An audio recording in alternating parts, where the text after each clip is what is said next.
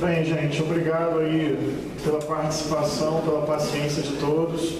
Nós vamos vir aqui para a mesa, vou fazer o meu comentário, depois vou passar para a Prefeitura e para o IAB, e conforme combinado teremos 5 falas de quem quiser, lembrando que não volta para a mesa, são falas finais do povo, no máximo a mesa pode fazer, escrever, anotar para responder depois, por um motivo muito simples, pode não acabar nunca mais a audiência se a gente ficar nesse método. Então, na verdade, a ideia é terminar com o povo, fazendo as suas considerações e, se houver perguntas, a gente vai dar o direito da mesa escrever para depois responder. Mas a ideia era que terminasse com vocês falando. Minha consideração é relativamente breve. Em primeiro lugar, eu quero dizer que reconheço a legitimidade da revolta popular contra os agentes políticos. Eu carrego um certo constrangimento por ser vereador, porque sei qual é a imagem geral que se tem a respeito desse cargo. Procuro, junto com amigos e amigas, dar um sentido diferente a isso. Quando eu me apresentei aqui no início, disse que sou professor de História e estou como vereador.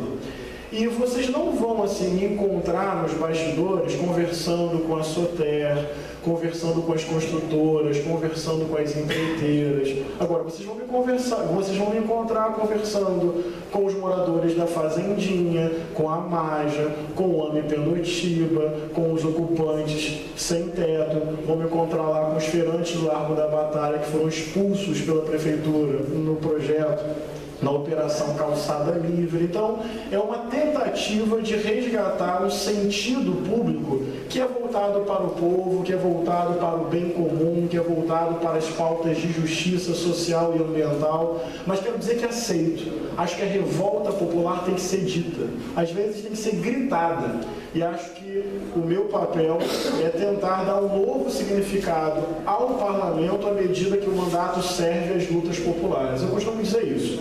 Se o mandato não serve às lutas populares, ele não serve para absolutamente nada. Também quero dizer, e é muito importante dizer, que a atividade de um parlamentar, de um vereador, é fiscalizar o poder executivo, é legislar, criar e elaborar leis e, evidentemente, contribuir para que o povo cada vez mais tenha voz. Estou dizendo isso porque não é correto o vereador prometer obra, o vereador ficar tomando o lugar que é do Poder Executivo. Isso é sinal de que a atividade está sendo distorcida, ela não está sendo exercida corretamente. E às vezes, eu já disse isso uma vez na Câmara, para determinadas formas de ser vereador, é até importante que as coisas se mantenham ruins. Porque à medida que as coisas se mantêm ruins, à medida que o povo não tem o seu direito garantido, não tem o seu direito respeitado, o povo vai precisar sempre de um herói, de alguém que dê um jeitinho na sua situação. Então, pelo contrário, às vezes, uma prática parlamentar assim se beneficia do sofrimento do povo. É importante que o povo sofra, para que tal pessoa seja herói. Eu não quero, para mim, quanto mais os direitos são garantidos, a escola pública, o posto de saúde, o direito à moradia, melhor. O povo não precisa de herói, o povo precisa de poder, o povo precisa ter o direito de participar e transformar a realidade, é como eu entendo. Nesse sentido, eu quero parabenizar vocês que estão aqui. Por que eu quero parabenizar?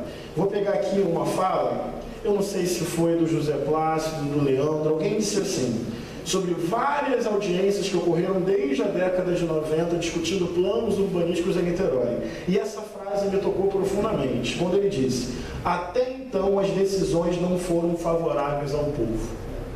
Eu quero registrar isso.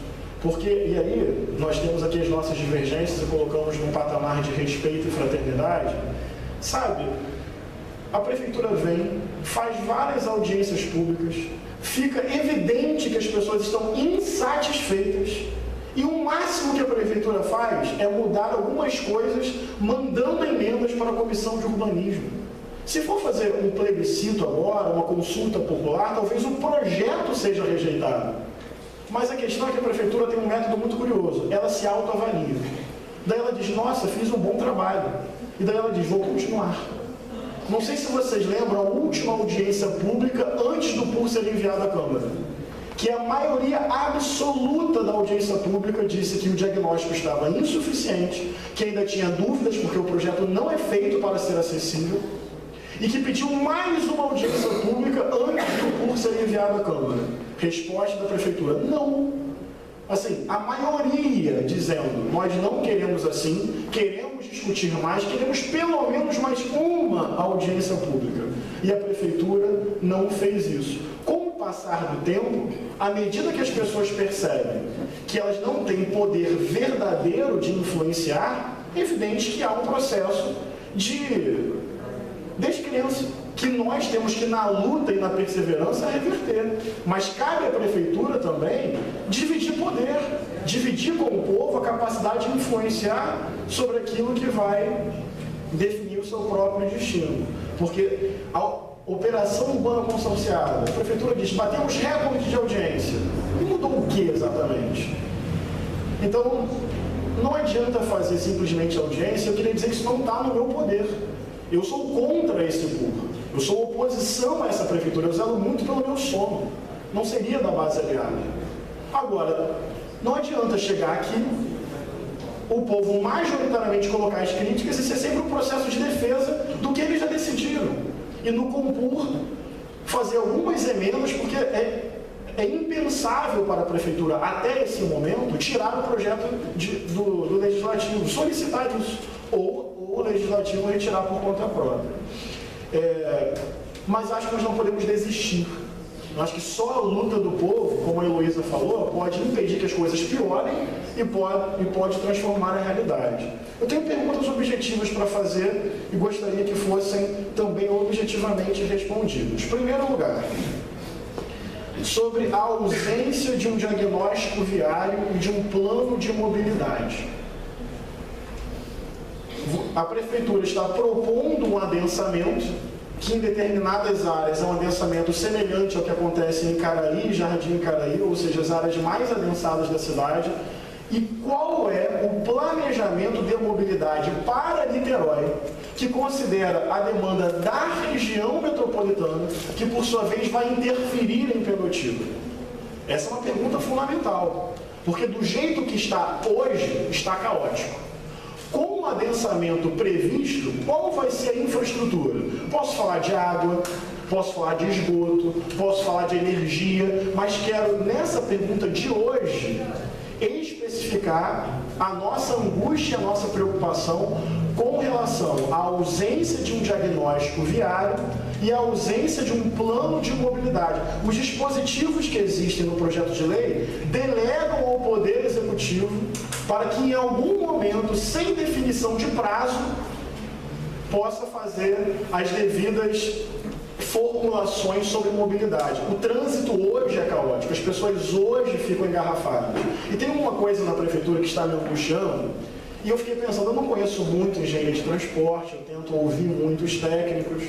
Será que é uma angústia, assim, sem razão? Daí eu fui conversar com algumas pessoas e fiquei feliz quando descobri que a minha angústia tinha uma certa razão. Que quase tudo que a gente pergunta sobre mobilidade urbana, os representantes da Prefeitura falam transoceânica. Sei lá, eu tenho a impressão que eu vou perguntar sobre intervenção numa rua no Caramujo. A resposta vai ser transoceânica. Transoceânica é uma obra importante? Tem que ser fiscalizada, porque inclusive as empresas relacionadas a essa obra estão sendo investigadas. Mas transoceânica não é plano de mobilidade para uma cidade, pensando a curto, médio e longo prazo, tendo como referência as demandas da região metropolitana. Na minha humilde opinião, a Prefeitura está fazendo tudo às pressas, muito mais por causa da pressão do mercado imobiliário. Então, como prever esse adensamento com a ausência de diagnóstico viário e plano de mobilidade? Transoceânica não pode responder todas as perguntas, não é uma palavra mágica. Sobre a transoceânica, eu queria fazer uma pergunta também, que é uma curiosidade que eu tenho. Como fica, Renato, a questão do fluxo de carros quando estes carros chegarem na Roberto Silveira? Porque eles vão sair do túnel, aí vão se deslocar do Cafubá até Charitas. Não sei qual é o poder que a Prefeitura tem de interferir no contrato de concessão da CCR com o Governo do Estado para o prefeito, de forma mirabolante, dizer que vai fazer tarifa social do catamarã de Charitas. Tenho dúvida. Depois que você faz esse deslocamento, que na visão atualmente de vocês, pelo que eu entendo, posso estar errado, há de resolver quase todos os problemas, esses carros vão chegar ali. E quando eles chegarem ali em Charitas, São Francisco, qual é a pressão que isso vai gerar, por exemplo, sobre o túnel que liga São Francisco a Icaraí? Detalhe, com o adensamento que vocês estão propondo. Porque a demanda deve ser, inclusive, maior, porque vai adensar.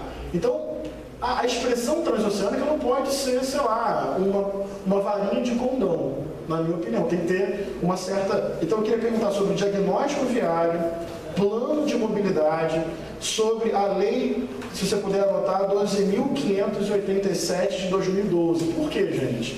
Esta lei previa que todo município com mais de 20 mil habitantes devia elaborar um plano municipal de mobilidade urbana até abril de 2015. E que esse, Bruno, era um condicionante para receber recursos do governo federal para obras de mobilidade. Como é o plano de mobilidade em Niterói? Eu e o Bruno Lessa fizemos parte do Centro de Transporte, são vários planos engavetados. E eu queria entender a relação disso com o Penotiba. Também queria perguntar, para concluir objetivamente, sobre alguns pontos de conflito ou algumas ausências no PUR de Pendotiba com relação ao que prevê o plano diretor. Porque se o plano diretor é uma lei hierarquicamente superior, por exemplo, o anel viário que existe no plano diretor não deveria existir também no PUR de Pendotiba? Uma pergunta a partir... que tem algumas coisas que o plano diretor prevê para essa região que não aparecem no PUR desta região. Então eu queria também fazer uma pergunta sobre isso. E também queria que você falasse, alguns técnicos colocaram que se você considera as zonas de especial interesse social delimitadas no plano diretor e aquelas propostas pela Prefeitura no PUR, há uma diminuição. Queria que você também, dentro do possível, comentasse a respeito disso. E por fim, por que não há a identificação de áreas livres em Pendotiba para a gente aplicar instrumentos do Estatuto da Cidade para moradia de interesse social? E por que não? Eu queria entender o porquê não, porque acho que a resposta da Prefeitura é não. Se for sim, ficaria até feliz. Mas por que não cota da solidariedade e 100% do valor da outorga onerosa para habitação de interesse social? O diagnóstico geral que eu faço, vocês já sabem muito bem, acho que está tudo muito atropelado. Acho que o Fluminense de hoje, ou melhor, de domingo, diz mais sobre o que é o PUR do que essa audiência pública, até esse momento. Mas, tirando esse diagnóstico geral, eu queria que objetivamente houvesse a resposta sobre essas perguntas. Obrigado, vou passar agora para a Prefeitura se pronunciar.